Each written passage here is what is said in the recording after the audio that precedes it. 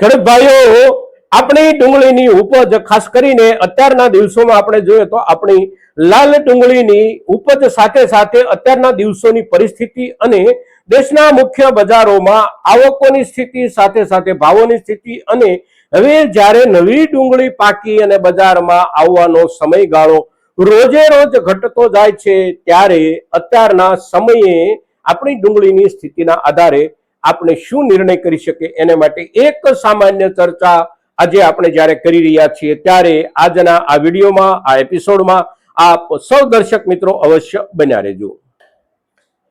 નમસ્કાર ખેડૂત ભાઈઓ, જય કિસાન, જય ભારત. ખેડૂત ભાઈઓ, ડુંગળીની ચર્ચા ભાવના હિસાબથી આપણે જોઈએ તો અત્યારે એ દરજ્જે ને એટલા બધા નીચલા સ્તરે આપણા ભાવો પહોંચી ગયા છે કે ડુંગળીની ચર્ચા કરવી પણ ગમતી નથી. કારણ કે જે ભાવથી આપણો ખેડૂત સમુદાય પાસેથી અત્યારે બજારમાં ડુંગળી વેચાઈ રહી છે, આ ભાવનો આપણે એકંદર હિસાબ કરીએ તો આપણે કાં તો એમાંથી માત્ર મજૂરી માંડ માંડ મેળવી શકીએ છીએ, કાં તો એમાંથી આપણે બિયારણ અને સામાન્ય ઉછેર જેટલો ખર્ચ માંડ માંડ મેળવી શકીએ છીએ. ટૂંકમાં આ બેમાંથી કોઈ પણ એક વસ્તુ પણ પૂરેપૂરી નથી મેળવી શકતા, બાકીનું બધું તો ગુમાવી રહ્યા છીએ. એટલે આ પરિસ્થિતિ જ્યારે આપણી ડુંગળીની છે અત્યારના દિવસોમાં, ત્યારે હવે આપણી પાસે જે કાંઈ સંગ્રહિત માલ હોય, આ માલ પર આપણે શેના આધારે નિર્ણય કરવો, કેવો નિર્ણય કરવો? તો સૌથી પહેલા એક મુદ્દો કે આપણે મોટા ભાગના પાછળના વર્ષોમાં જોયું છે કે ચોમાસું લગભગ આપણું અર્ધે પહોંચે, એટલે કે ઓગસ્ટ મહિના આસપાસ આપણું ચોમાસું પહોંચે એટલે આપણા ખેડૂત ભાઈઓની પાસે પણ સંગ્રહિત ડુંગળી જે કાંઈ હોય એ સ્ટોક લગભગ પૂરો થવામાં હોય. સાથે સાથે વેપારીઓ જે સંગ્રહ કરતા હોય છે એ સંગ્રહ પણ રોજે રોજ વેચાતા ઘટી ગયો હોય છે. એટલે બજારમાં ઓગસ્ટ મહિના પછી એકંદર સામાન્ય સુધારો આવે છે અને કોઈ વર્ષમાં સ્ટોક જાજો ઘટ્યો હોય તો થોડો વધારે પ્રમાણમાં પણ આપણને સુધારો દેખાતો હોય છે. અને ખાસ કરીને એ સપ્ટેમ્બર, ઓક્ટોબર અને નવેમ્બર મહિના સુધી બની રહેતો હોય છે. કારણ કે નવેમ્બર મહિનો આવે એટલે નવી ડુંગળીની ઉપજો આવવાની શરૂ થાય અને એની અસર નીચે પાછળના દિવસોમાં આગળ ગયેલું બજાર ધીમે ધીમે થોડું દબાવવાની શરૂઆત થાય. પણ આ વર્ષમાં આપણે જોયું કે ઓગસ્ટ મહિના સુધી આપણે બધાએ રાહ જોઈ, ભાવમાં કોઈ ખાસ સુધારો બજારના હિસાબે ન આવ્યો.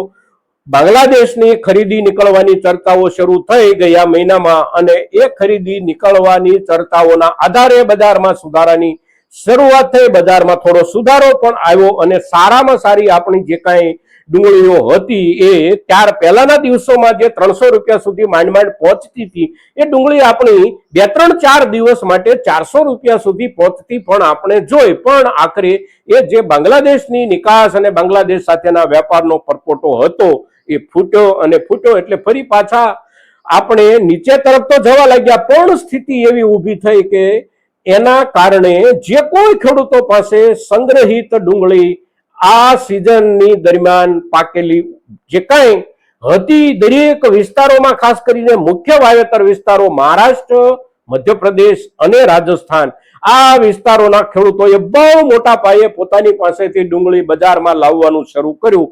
અને મુખ્ય બજારો જેને આપણે કહી શકીએ એ બજારોમાં તો 1 લાખ બોરીથી વધારે દૈનિક આવકો થતી હોય. ખાસ કરીને મહારાષ્ટ્રના નાસિક હોય, જલગાંવ હોય, લાસલગાંવ હોય, આ બધા વિસ્તારોમાં તો મોટા પાયે ડુંગળીની આવકો થવા માંડી. એ દિવસોમાં પણ મધ્યપ્રદેશના ઉજ્જૈન, રતલામ, મંદસૌર, નીમચ અને રાજસ્થાનના કોટા, જોધપુર, આ બધા માર્કેટિંગ યાર્ડોમાં પણ મોટા પાયે ડુંગળીની આવકો બાંગ્લાદેશનો પરપોટો ફૂટ્યા પછી થવા માંડી. અને મધ્યપ્રદેશના બજારોમાં પણ જોઈએ તો સરેરાશ 60,000 બોરીથી લઈ અને 70,000 બોરી દૈનિક આવક એક મોટા માર્કેટિંગ યાર્ડમાં થાય. મહારાષ્ટ્રમાં લાખ બોરી એક માર્કેટિંગ યાર્ડમાં થાય. રાજસ્થાનમાં પણ 35 કે 40,000 બોરી ડુંગળીની આવકો થાય. આવી પરિસ્થિતિ વીતેલા લગભગ 20 દિવસથી આપણે જોઈ રહ્યા છીએ. અને એમાં પણ ગયું અઠવાડિયું એટલે કે સપ્ટેમ્બર મહિનાનું આપણું બીજું અઠવાડિયું જે ગયું, આ અઠવાડિયા દરમિયાન આવકોમાં એનાથી પણ મોટો વધારો થયો અને પરિણામે આપણી સારામાં સારી ડુંગળી જે પહોંચીથી થોડા ઉછાળાના સમયમાં લગભગ 16-17 રૂપિયા સુધી એ પાછી આવી ગઈ. 12 રૂપિયા, 11.5 રૂપિયા અને વીતેલા અઠવાડિયાના છેલ્લા દિવસ એટલે કે ગઈકાલનો શનિવારનો દિવસ અને શુક્રવારનો દિવસ સારામાં સારી ડુંગળી ને સારામાં સારા બજારોની અંદર પણ 11.5 થી 12 રૂપિયે 1 કિલો એટલે કે લગભગ 250 થી લઈને 240 રૂપિયે વેચાતી આપણે જોઈ। હવે આપણા ગુજરાતની વાત કરીએ તો આપણા ગુજરાતમાં આપણી પાસે એટલે કે આપણા ખેડૂત સમુદાય પાસે કદાચ આ વર્ષમાં બહુ જાજો સંગ્રહિત જથ્થો નહોતો, આપણે સિઝનમાં જ જાજો માલ વેચી ચૂક્યા છીએ। એટલે આપણા મહુવાના બજારમાં લગભગ 3000 થી લઈને 5000 બોરીની આસપાસ આવકો થઈ રહી છે, પણ આપણા ગોંડલના માર્કેટિંગ યાર્ડમાં જે રીતે આવકો વધી અને મહુવા કરતા પણ 3 ગણી આવકો આપણા ગોંડલના માર્કેટિંગ યાર્ડમાં જે થઈ રહી છે વિતેલા લગભગ 20 દિવસ એટલે કે 3 અઠવાડિયાથી, તો 12,000 કટ્ટા 13-15,000 કટ્ટા દરરોજની આવક આપણા ગોંડલના માર્કેટિંગ યાર્ડમાં થઈ રહી છે। સારામાં સારો માલ આપણો અહીંયા પણ આપણે 200 રૂપિયા સુધી 20 કિલોના ભાવથી વેચી રહ્યા છીએ। હવે આગળના દિવસો માટે અને આપણી પાસે સંગ્રહિત ડુંગળી છે એને માટે આપણે શું કરીએ, તો લાગી રહ્યું છે એવું આ વર્ષમાં કે આપણી પાસે એટલે કે આપણા ખેડૂત સમુદાય પાસે આપણા ગુજરાતને બાદ કરીએ તો મહારાષ્ટ્ર અને મધ્યપ્રદેશના ખેડૂતો પાસે હજી ખૂબ બધો માલ સંગ્રહિત હશે, નહીં તો આટલી બધી આવકો રોજે રોજ ન થાય। એટલે જે આવકો અત્યારે થઈ રહી છે એ આવકોના ચિત્રને ધ્યાનમાં રાખી અને આપણે સામાન્ય રૂપમાં એક અંદાજ કરીએ તો આપણા ખેડૂતો સમુદાય પાસે એ વિસ્તારોમાં હજી પૂરતા પ્રમાણમાં સંગ્રહિત માલ છે।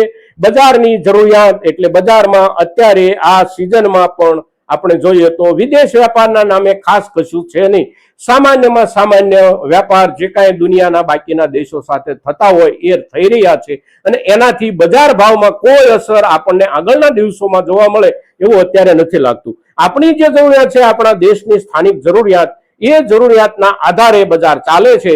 જરૂરિયાતમાં વધારો નથી, સામે આવકોમાં મોટો વધારો થઈ જાય છે તો આ પ્રમાણે ભાવોમાં દબાણ આવે છે। એટલે ભાવોમાં જે કાંઈ અત્યારની સ્થિતિ છે એ સ્થિતિ આવનારા દિવસોમાં આવકોને લઈને જો ઝાઝો ઘટાડો ન આવે તો સુધારાની શક્યતા નથી બનતી। ઘટાડો થોડો આવે અને થોડો વિશેષ ઘટાડો આવે તો આપણને સામાન્ય સુધારો નજીકના દિવસોમાં કદાચ મળે, પણ સુધારો પણ મળે તો મર્યાદિત મળવાની સંભાવનાઓ છે।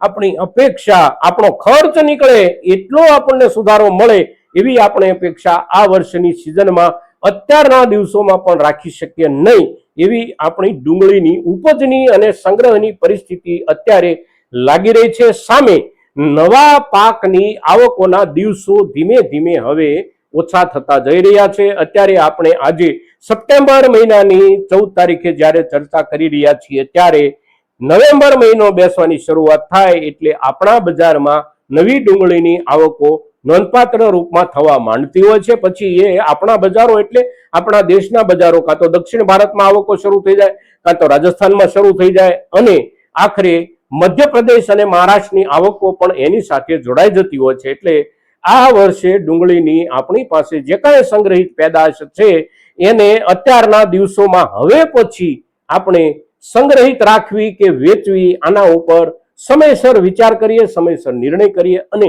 અત્યારના દિવસોના પ્રમાણમાં બજારનું જે ચિત્ર દેખાઈ રહ્યું છે અને સાથે સાથે આપણા ખેડૂત સમુદાય પાસે ડુંગળીના સંગ્રહિત માલનો જથ્થો કેટલો હોવાની જે સંભાવનાઓ અને જે અંદાજો આપણે અત્યારની આવકોના આધારે લગાડી શકીએ એને પણ આપણે ધ્યાનમાં રાખી અને નિર્ણય કરીએ। મિત્રો, ડુંગળીના પાક પર આજના દિવસે વિતેલા અઠવાડિયાના થયેલા આવકના ફેરફારોના આધારે જે ચર્ચા કરીએ છીએ એ ચર્ચા આપણા દરેક ડુંગળી સંગ્રહિત ખેડૂતો માટે ખૂબ અગત્યની છે અને તેથી મહત્તમ ખેડૂતો સુધી આપણી આ ચર્ચા પહોંચે એવા આપ સૌના તરફથી પ્રયાસો થાય એવી અપેક્ષા સાથે જય કિસાન, જય ભારત।